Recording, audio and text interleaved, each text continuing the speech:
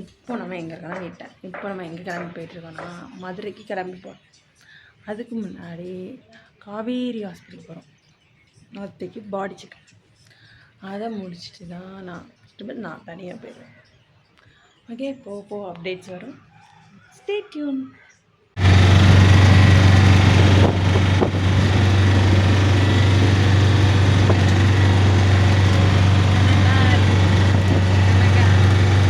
வெயில் காலையிலேயே அடிக்கிறது.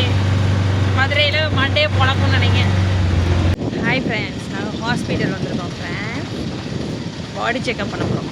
உங்களுக்கு பாடி செக்கப் பண்ணால் இங்கே ஃப்ரீயாக பண்ணி கொடுக்காங்க. ஹாய் ஃப்ரெண்ட்ஸ், ஒருத்தங்களுக்கு வந்து மெடிக்கல் செக்கப்பில் ஃபுல் பாடி ஹெல்த் செக்கப் 2500 ரூபாய் வந்து உங்களுக்கு சாப்பாடு வந்து ஃப்ரீயாக கிடைக்கும். அந்த ஒன்றே ஒன்று தான் தருவாங்க.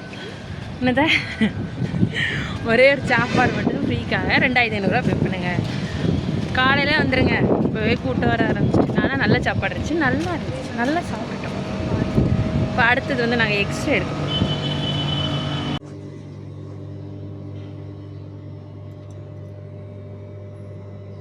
ஹாய் ஃப்ரெண்ட்ஸ், நாங்கள் வந்து எக்கோலாம் முடிச்சிட்டோம்.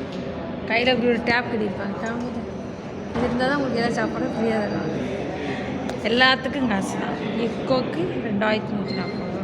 இன்றைக்கி எப்படி ஒரு 10,000 செலவு. 10,000 காலி. வருஷம் பண்ணுங்கள். அப்போ தான் உடம்புக்கு ஹெல்த்து. அப்புறம் எல்லா நோயும் வந்ததுக்கப்புறம் பண்ணனா. ஹாய் ஃப்ரெண்ட்ஸ், எல்லா ரிப்போர்ட்டும் முடிஞ்சிட்டு, சரி எல்லா டெஸ்ட்டும் முடிஞ்சுட்டு ரிப்போர்ட்டெல்லாம் 1 மணிக்கு தான் வரும். இப்போ தான் மணி 11 ஆகுது.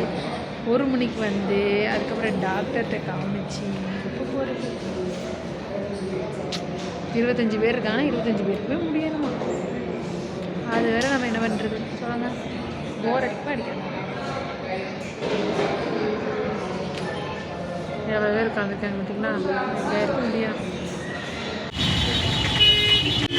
ஹாய் ஃப்ரெண்ட்ஸ், ஃபைனல் நம்ம வந்து சிம்மக்கல் வந்துடும். ஆரப்பாளையத்தில் இங்கே ஒரு அக்காவை பார்க்கணும். பார்த்துட்டு கிளம்ப வேண்டியதான். ஹலோ ஃப்ரெண்ட்ஸ், இங்கே மழை வரும்னு நினைக்கிறேன் ஃப்ரெண்ட்ஸ். ரொம்ப வெக்கையாகவும் இருக்குது. அதான் வாட்டர் வாங்கி குடிச்சிருக்கேன். வெயிட் பண்ணிக்கிறேன். காத்து கொண்டே இருக்கிறேன்.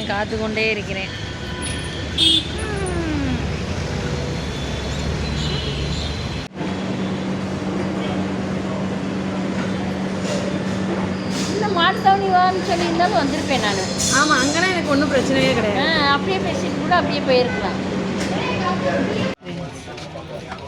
திரும்ப ரிட்டன் கிளம்பியாச்சு.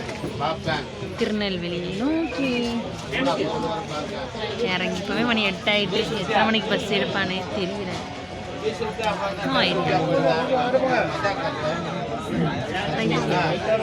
தேங்க்ஸ் ஃபார் வாட்சிங். சப்ஸ்கிரைப் பண்ணுங்கள் நம்ம சேனலை, லைக் பண்ணுங்கள், அப்படியே கமெண்ட் பாக்ஸில் கமெண்ட் பண்ணிடுங்க.